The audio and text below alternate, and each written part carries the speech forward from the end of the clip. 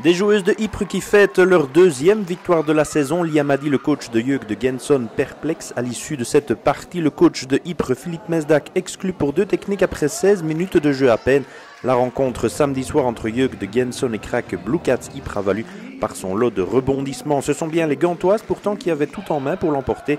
Avec un zone presse tout terrain en début de rencontre, Jeugd de Genson commence bien face à une formation de Ypres qui a ramené cette semaine son intérieure américaine, Latoya Drake. Lisa Foucard, côté gantois, avait trouvé l'ouverture à 3 points et c'est surtout Elin Adams, 20 points samedi soir, qui allait mener les gantoises devant. Avec lutte de Meyer au lancer, l'Anversoise allait porter le Marquois en effet à 14-4, déjà après 6 minutes de jeu. Très régulièrement sur la ligne des lancers, Jeugd de Genson avait pris le match à son compte et il fallait attendre la fin du premier quart-temps pour voir le deuxième panier de plein jeu seulement de Ypres, un 3 points de Céline Lemens.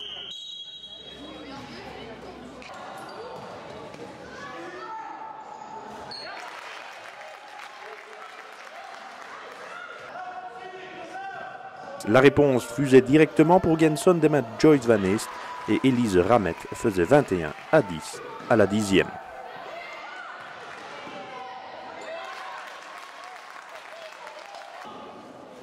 C'est dans le second quart-temps que Jeugd de Genson va manquer l'occasion de tuer la rencontre et de creuser l'écart. Côté flandrien, Marieke Versavel et Elise Ramet encore vont au contraire ramener leur couleur dans le sillage des Gantoises. Emma Uitenhoove de retour de blessure faisait bien 23-14, mais avec Shamira Linskens, puis une bombe de Céline Lemens qui mettra 16 points au total samedi soir. Crac Blue Cats Ypres se rapprochait de son adversaire. Jeugd de Genson manquait en effet plusieurs paniers faciles et surtout une flopée de lancers francs. Les Gantoises afficheront en effet un 14/26 à la pause et un 17/31 dans cet exercice au terme de cette partie. 14 points manqués sur lancé, c'est tout de même beaucoup. L'un des événements du match, ce fut l'exclusion de Philippe Mesdac pour 2 techniques d'affilée. Pour la 3e fois du match, le chrono continuait à tourner alors que le jeu était arrêté, ce que fit remarquer le coach flandrien. Ce fut son dernier commentaire. Paradoxalement pour les Gantois, cela allait donner une motivation supplémentaire aux filles de Philippe Mesdac, coaché ensuite pour le restant du match par Pascal Maz. Avec 4 lancers convertis par Elin Adams, le Marquois était passé à 30-19, 11 points d'avance pour Jeugd de Genson, mais Ypres allait revenir à 2 points très rapidement. Une bombe chanceuse d'Eva De Vlieger via la planche libérait les Flandriennes. Céline Lemens, très précieuse samedi soir, puis Latoya Drake allait ramener Ypres à 30-28. L'intérieure américaine se montrait le renfort attendu alors que Jeugd de Genson parvenait tout de même à retrouver l'ouverture juste avant la mi-temps, sifflée sur la marque de 33-28.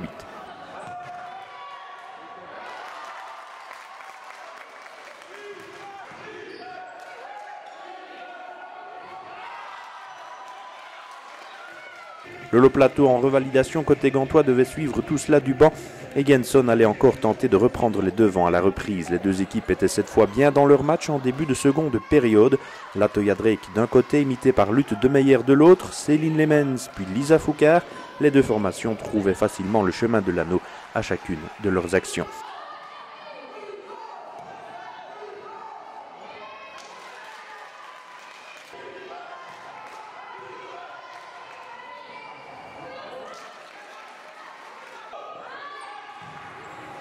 Avec Latoya Drake encore et Lisa Foucard toujours, l'intérieure américaine allait faire 39-36 avant le dernier sursaut de Jeugd de Genson.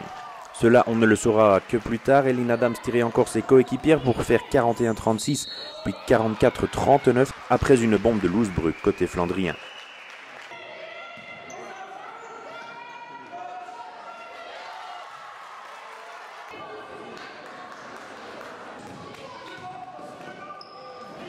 C'est la dernière fois que les Gantoises allaient mener au Marquois. Latoya Drake sur un panier bonifié et puis une bombe lointaine on the buzzer de Marieke Versavel permettait à Ypres d'égaliser 46 partout à la demi-heure de jeu.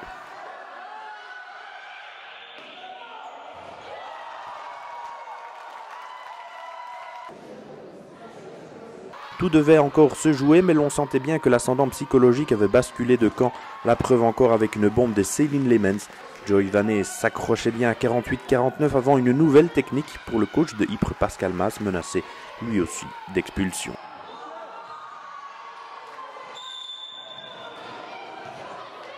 Céline Lemens allait faire 48-52 à l'entame des 5 dernières minutes et Jeugd de Genson avait bien du mal à trouver l'ouverture manquant ses lancers.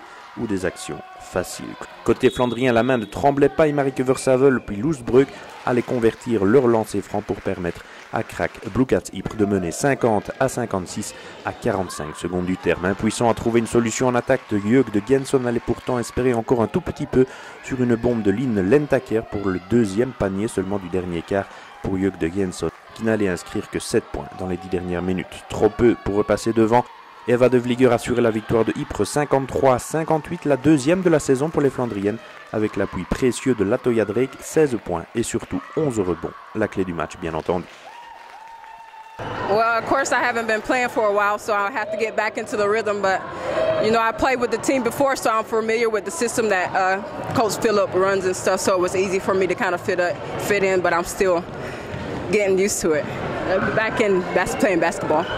One of the most important things today was the rebounds also. Yeah, that was very important. That's one of the key things that the coach stressed before the game, that if we focus on taking the rebounds, we can win this game. Why did you choose to come back in Belgium? It was an opportunity to play again. I was here, you know, my husband's studying here, and it was an opportunity for me to play again. We're in a place that I was familiar with, so it wasn't too hard of a decision for me. With some good memories here in Ypres. Yeah, definitely some good memories. Yeah. Thanks. Met Latoya erbij zijn we dus inside sterker. We kunnen inside gaan spelen en vanuit die inside play kunnen we terug weer op de perimeter. Dat geeft meer ruimte op de perimeter. Dat is zeker een meerwaarde. Na die uitsluiting van coach Filip moet je dan plotseling overnemen. Maar ik denk op dat moment dan de meisjes, de volledige groep, heeft dus echt op recht gestaan. Zeker ook voor coach Filip. En hetgene dus dat ze hier in de laatste 23 minuten getoond hebben, vind ik schitterend als ploeg. Ik hoop dat dat eigenlijk een eerste stap is naar de weken die komen. En eventueel ook naar de playdowns toe. We hebben zeker als team getoond dus dat we wat we wel kunnen. Het was inderdaad een extra motivatie. Het begin van de match was niet zo gemakkelijk tegen de press van Genson. We waren eigenlijk op alles voorbereid. Coach Filip had het echt heel goed voorbereid. Maar inderdaad, we waren terug niet klaar om die eerste minuten hier de wedstrijd te spelen. Het begin van de wedstrijd hadden we gemist. We waren wel lichtjes in de wedstrijd aan het komen. Enkele dubieuze beslissingen van de refs die dan leiden tot de uitsluiting van onze coach. Vind ik heel jammer, want we gaan dat wel terugzien op de beelden. De beslissingen waren zeer onterecht. De chrono die constant ook in het voordeel van Henson bleef doorlopen. Ik begrijp zeker de reactie van onze coach.